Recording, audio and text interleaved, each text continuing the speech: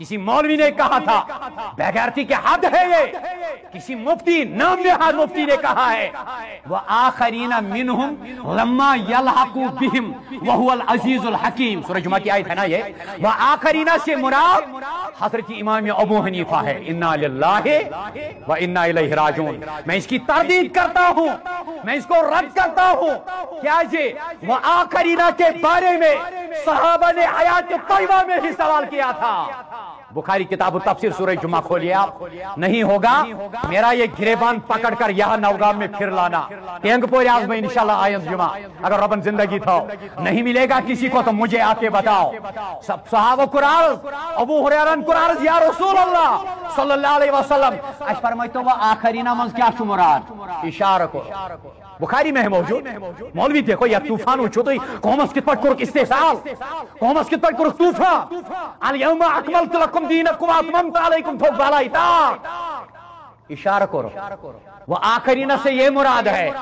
रवि करण बयान दवन इल्म नजरत अतनो सलमान फारसी रजी अल्लाह तआला अन्हु।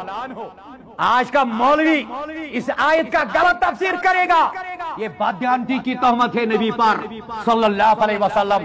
फरमात सलमान अल फारसी और इसकी ज़ुरियात। अब मुहद्दिस लेखन हाफिज अब्दुल सत्तार हिम्मत रब थैन सलामत रब के नसियारी इल्मस बरकत यम च हदीस की शरह अंदर आनन दबन अगर थोड़ा ब्रोपाई कदम त्राओ तेल च अमज इमाम बुखारी मुराद, इमाम मुस्लिम मुराद, इमाम इब्न माजा मुराद, सलमान फारसी गया आस्ते रजी अल्लाह तआला अन्हु।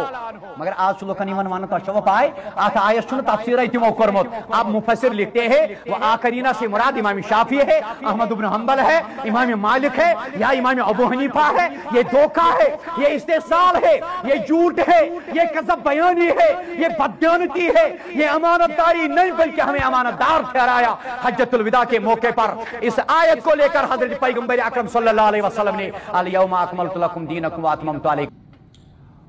इमाम साहब से मुतल्लिक वो जो उन्होंने वीडियो बनाई है, मैं ये कहूँगा वो सिर्फ जिद और इनाद पर मबनी और कुछ भी। अब गौर करें, इमाम साहब को उस आयत में जो हम दाखिल मानते हैं वो सिर्फ हमारा मानना नहीं है, हमसे पहले जो असलाफ गुजर चुके उनका भी मानना है। और बहुत सारे वो लोग जिनका शुमार ताबीन तब ताबीन में है, उन्होंने उनको उसमें दाखिल माना है। और फिर उनका उसमें दाखिल मानना कोई हतमी और यकीनी तो होता नहीं है, वो सिर्फ एक इम्कानी है। और इम्कान का इनकार कौन कर सकता है? इम्कानी तो बहुत सारी चीज़ें होती है, इम्कान का इनकार नहीं किया जा सकता।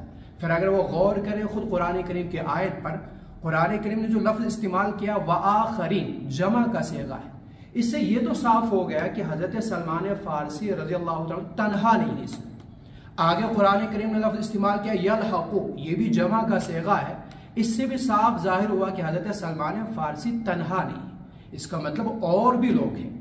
इसके साथ साथ वो जो खुद तर्जमा करता है, आप उस पर गौर करें, उसके तर्जमे में यही है, वो कहता है कि उनकी ज़ुर्रियत, जब ज़ुर्रियत है तो इमाम साहब उनकी ज़ुर्रियत में क्यों शामिल नहीं हो सकते? क्या इमाम साहब फारसी नस्ल नहीं? अगर इमाम साहब फारसी नस्ल है, या तो आप सबूत लाइए मजबूत नसबनामा, इमाम साहब का फारसी नस्ल होना आप साबित करें कि नहीं है। इमाम साहब मुमकिन है फारसी नस्ल है, उनकी नस्ल से है, उनकी ज़ुर्रियत में दाखिल है। जब मुमकिन है तो फिर उसमें आखरीन में वो दाखिल क्यों नहीं हो सकते? इसी तरह वो लोग अगर ये मानते कि हजरत इमाम बुखारी होने चाहिए थे, इमाम बुखारी क्यों? अगर इमाम बुखारी उसमें दाखिल हो सकते, जिन वजहों से आप इमाम बुखारी को लेंगे वही सारी वजह बदरजे अतम हजरत इमाम साहब में मौजूद है। जिन वजहों से आप इमाम बुखारी को दाखिल करेंगे वही वजह इमाम साहब में बदरजे औला बदरजे अतम मौजूद है। उम्मत और सवाद आजम उसको तस्लीम कर चुका है। जिन जो वजह उनको दाखिल करने की बन सकती है वही वजह इमाम साहब में, तो इमाम साहब क्यों नहीं अगले इमाम बुखारी हो सकते हैं? फिर आप गौर करें, उनका वो ये कह देना कि अल-यौमा अकमलतु लकुम दीनकुम, ये थोक ताकसी पट गलत बात है। गौर करें, अल-यौमा अकमलतु लकुम दीनकुम का मफहूम क्या, जरा गौर तो करें। अगर उसका मफहूम वही है कि फिर तो आज के जितने इज्तिहादी मसाइल खुद गैर मुकल्लिदीन के हैं, जो इज्तिहादी मसाइल, उनका फिर क्या बनेगा? क्या फिर वो अल-यौमा अकमलतु लकुम दीनकुम पे इजाफा नहीं है? क्या वो फिर उन्होंने बालाए ताक नहीं रखा? ऐसा उसका मफहूम वो नहीं जो वो मतलब लेते हैं। और करें, ये अल-यौमा अकमलतु लकुम दीनकुम पे इजाफा तब कहा जाता जब आप ने व आखरीन से उसका इशारा ना दिया होता। अगर हमने बाद में इसका इजाफा किया होता, ये तो खुद आप इसकी तरफ इशारा कर चुके हैं, तो ये हमारी तरफ से कोई इजाफा नहीं। और फिर अल-यौम अकमलतु लकुम दीनकुम, ये बहुत से इस तरह के लोग हैं जो इस आयत को पेश करते हैं, गलत मफहूम में पेश करते हैं, इसका वो मफहूम नहीं। फिर तो जितने वो सारे मसाइल जो कुरान और अहादीस से सराहतन मरफूअन साबित नहीं, फिर उनका क्या बनेगा? वो सारे इज्तिहादी मसाइल, फिर उनका क्या बनेगा? फिर तो इज्तिहादी मसाइल जो आज के नौपेर मसाइल है, अक्सर मसाइल में तो फिर आपको लामज़हब ज़िंदगी गुजारनी है। लिहाजा अल-यौम अकमलतु लकुम का वो मफहूम नहीं, बेचारे मैं ये कह दूँ हजरत पहले मफहूम ठीक करें, उसका सही मफहूम समझ जाए, उसके बाद एतराज़ किया करें। शोर हंगामे से कुछ चीज़ साबित नहीं होती, किसी को नाम निहाद मुफ्ती कहने से आपके दलाइल मजबूत नहीं होते। खुद कुरान करीम के अल्फाज पे ही गौर करें।